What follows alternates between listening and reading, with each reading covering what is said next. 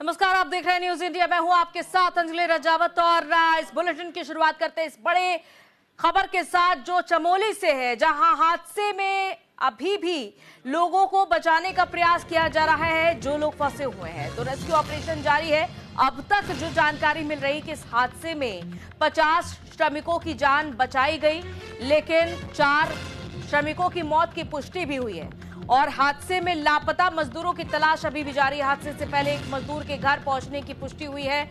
सुनील बताया जा रहा है नाम मजदूर का, और सुनील के परिजनों ने घर पहुंचने की जानकारी भी दे दी है। सेना और आईटीबीपी की टीम रेस्क्यू ऑपरेशन में जुटी हुई है। तो उत्तराखंड के चमोली जिले में माणा में ग्लेशियर टूटने से यह भारी हिमस्खलन हो गया, जिससे कि बीआरओ के कैंप को क्षति पहुंची और इस हादसे में 50 को निकाला जा चुका है। तो वहीं 4 मजदूरों की इस हादसे में जान जा चुकी है।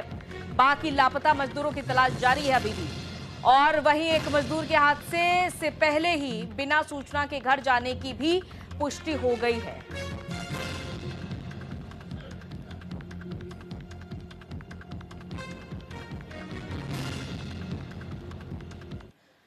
तो देखिए, चमोली में बड़ा हादसा हो जाता है शुक्रवार के दिन। ग्लेशियर में अचानक से 50 मजदूरों से ज्यादा दबे होने की खबर सामने आती है।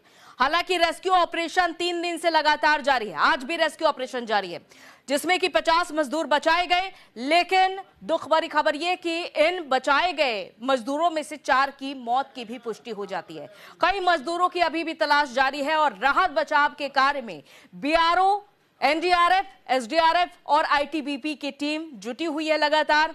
साथ ही आपको यह भी बताते चलें कि एक निजी प्रोजेक्ट में ये मजदूर काम कर रहे थे। बद्रीनाथ धाम में सड़क निर्माण में ये श्रमिक जुटे हुए थे। सड़क की मरम्मत का काम कर ही रहे थे कि अचानक से बर्फ का वॉल्यूम बढ़ने की वजह से हिमपात हो जाता है। हिमस्खलन में ये मजदूर दब जाते हैं। हालांकि ऑपरेशन अभी भी जारी है। ऑपरेशन जिंदगी के तहत इन मजदूरों को लगातार तलाशा जा रहा है। उम्मीद अभी भी बाकी है। हालांकि अब देखना होगा कि जो ये मजदूर वहां पर फंसे हुए हैं, क्या वो सुरक्षित बाहर निकल पाएंगे, क्योंकि वक्त बीतता जा रहा है। शुक्रवार को घटना हुई थी और शुक्रवार के बाद अब ये आज तीसरा दिन है। तो ऐसे में ये अंदाजा लगाना मुश्किल है कि क्या ये जो फंसे हुए श्रमिक हैं ये वाकई में सुरक्षित होंगे, इनका स्वास्थ्य बेहतर होगा, क्योंकि जिन 50 मजदूरों का रेस्क्यू हुआ उनमें से 4 की मौत हो चुकी है। 2 की हालत इतनी गंभीर थी कि उन्हें एयरलिफ्ट करके ऋषिकेश एम्स पहुंचाना पड़ा। हालांकि हर बेहतर सुविधा दी जा रही है, स्वास्थ्य सुविधा। और जानकारी ये भी है कि बचाए गए मजदूरों में से एक को परिजनों तक भी पहुंचा दिया गया है। परिजनों ने इस बारे में जानकारी भी दे दी है। लेकिन पहाड़ी इलाकों में इस तरह की घटनाएं आए दिन हो रही हैं, चाहे वो लैंडस्लाइड की बात कर ले या फिर हिमस्खलन की।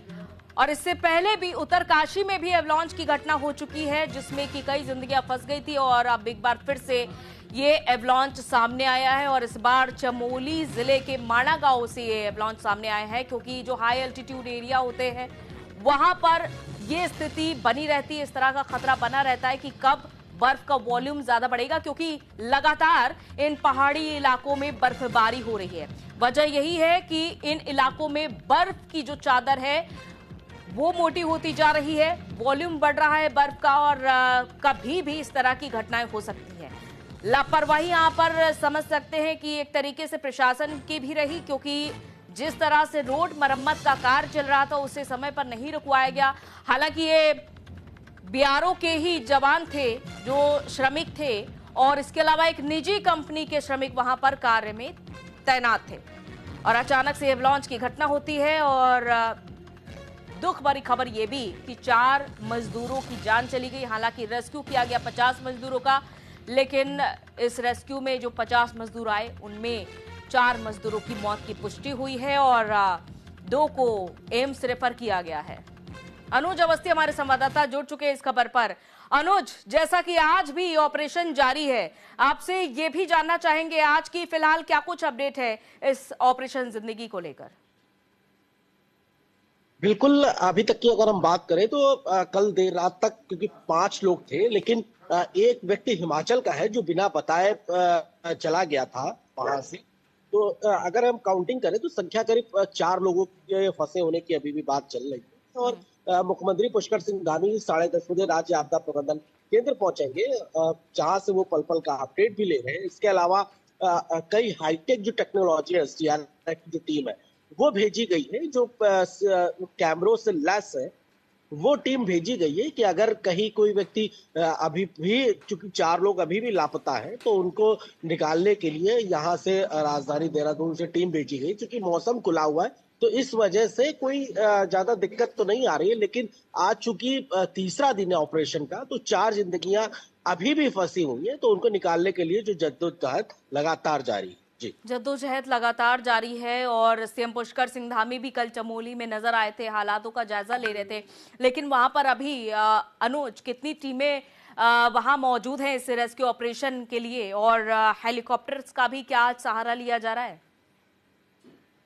बिल्कुल, जैसा कि मैंने कल भी बोला था और आज भी बोल रहा है, एसडीआरएफ और एनडीआरएफ की टीम है, सेना के जवान है, साथ ही साथ एयरफोर्स की अगर हम बात करें तो 3 हेलीकॉप्टर एयरफोर्स के हैं, भारतीय सेना के करीब 3 हेलीकॉप्टर्स है, एक सिविल हेलीकॉप्टर है। इन तमाम चीजों को लेकर के सर्च ऑपरेशन लगातार जारी है।